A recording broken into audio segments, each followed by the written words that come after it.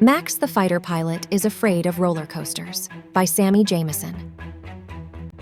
Max clenched his teeth and gripped the metal safety bars.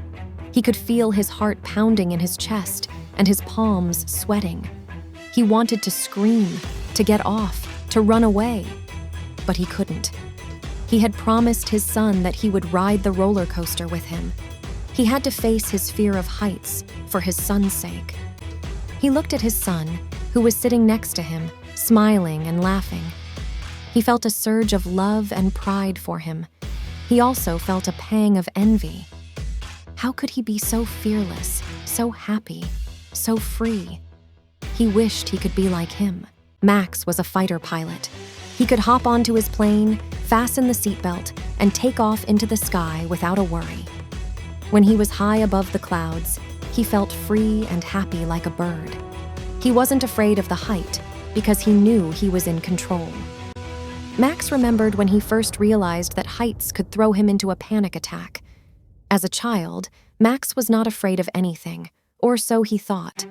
He loved adventure and thrill, and he was eager to explore the Grand Canyon with his family. He ran ahead of them, laughing and jumping over rocks. He reached a ledge and looked over, expecting to see a magnificent view. Instead, he saw nothing but emptiness. He felt a cold sweat on his forehead, and his legs gave way. He grabbed the nearest rock and gasped for air. Another time, Max felt the same fear when he sat on a swing at the city park. When his feet left the ground, he had a panic attack, and he jumped off and would never get on a swing again. The roller coaster started to move, slowly at first, then faster and faster. Max felt the wind on his face and the sun on his skin. He saw the trees and the sky and the people below. He felt a rush of adrenaline and excitement. He also felt a wave of nausea and terror. He closed his eyes and tried to breathe. The roller coaster reached the top of the first hill, then plunged down at a steep angle. He felt his stomach drop and his throat tighten. He opened his mouth and let out a loud scream. He also heard his son's voice, cheering and shouting, "Come on, Dad! You can do it! This is awesome!" He opened his eyes and looked at his son again. He saw his bright eyes and his wide grin.